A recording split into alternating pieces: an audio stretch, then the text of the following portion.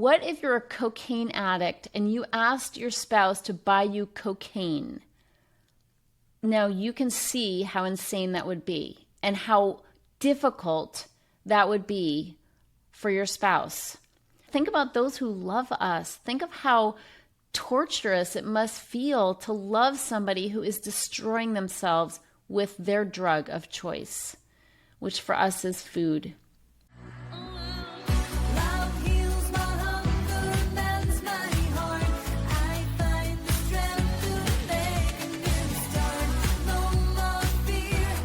Welcome, everybody, to Confessions of a Binge Eater.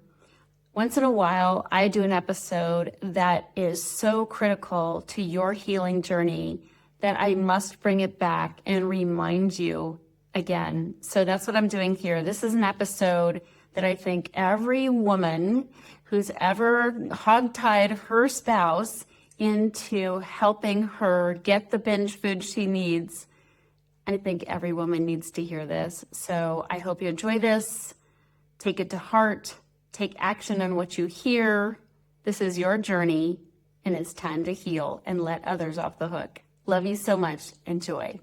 Okay, this episode, Leave Your Husband Out of It, comes straight on the heels of a conversation I had with one of my dear, awesome clients. I love my clients, and I had some coaching calls, and one of those calls involved a woman who she mentioned to me about having asked her husband to pick something up for her, which was a binge food. Okay, this is something she just mentioned that she had asked him to do. He didn't get the message. She didn't get her binge food.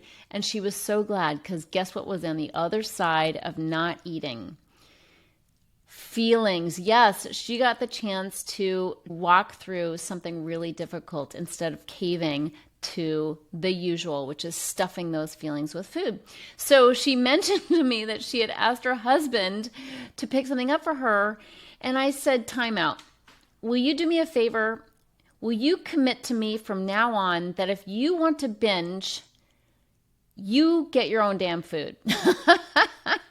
All right? Leave your husband out of it. And this is the message I have for you today, is it's so common for us to enroll other people in our binges, and they're innocent bystanders, and it's not fair. Okay? It's not their job to buy our drugs for us.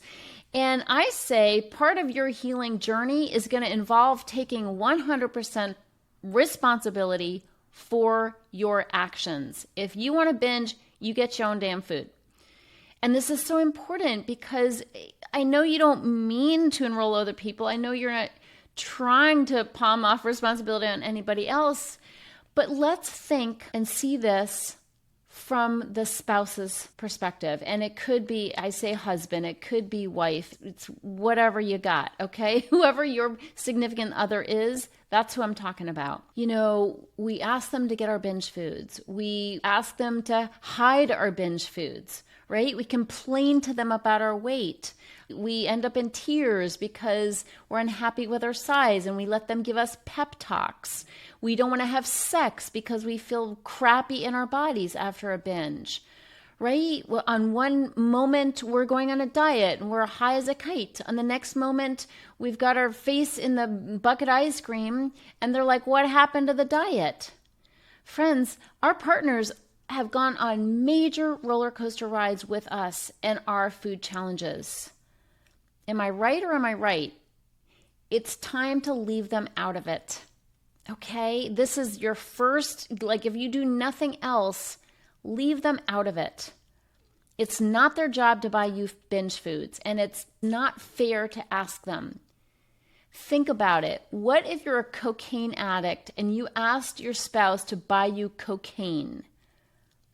Now you can see how insane that would be and how difficult that would be for your spouse. Honey, I'm almost dying from my cocaine addiction, but will you go down to the street corner and score me some drugs? Will you do that for me, honey? Imagine how conflicted he would be. Like he wants you to be okay, And he wants you to be happy, but he sure as hell doesn't want to contribute to your death. So he's going to feel pretty conflicted about that. And if it's drugs we're talking about, literally, chances are he's going to say, no, no way. No way am I buying you drugs. But when it's food, which is very much a drug for us, let's be clear, the way we've used it, right? Binging, eating till we're stuffed, hating ourselves after a binge, being a Dr. Jekyll and Mr. Hyde, right? We're cutting people's heads off when we don't have our fix. And then as soon as we get our fix, we're numbed out and checked out. Or we're on a diet and we're bitchy and cranky because we're detoxing from sugar and carbs. I mean, it's a ride. Being married to us is a ride. I'm just pointing the spotlight on this. You know, we feel sorry for ourselves when we're struggling with food and weight. But think about those who love us. Think of how torturous it must feel to love somebody who is destroying themselves with their drug of choice, which for us is food. Sugar and carbs, processed foods, binge foods, cookies, ice cream, chips, candy, cake, pizza, late night snacking, bowls of cereal. I mean, I could go on, right? You know, our spouses want to please us. They want to bring home whatever we want. Yes, honey, whatever you want. But when it's a substance that has caused so much pain to you and to them, they have to suffer the consequences of our binging as well. They have to see us in our moodiness, right? In our depression, in our low self-esteem, in our cynical, critical, dark moods because we hate ourselves after binging, or we hate ourselves after we've tried on a pair of pants that don't fit. I mean, it's not easy to love us, okay? And so I want to put a spotlight on this and tell you it can stop when you take responsibility for your addiction. Your addictive habit with food, stop making your spouse score drugs for you. It's not fair. It's a conflicted feeling. He wants to please you. He wants you to bring you your favorite food where you're all high and happy, like, oh, goody, I'm getting my fix. But then he has to suffer the backlash of that binge.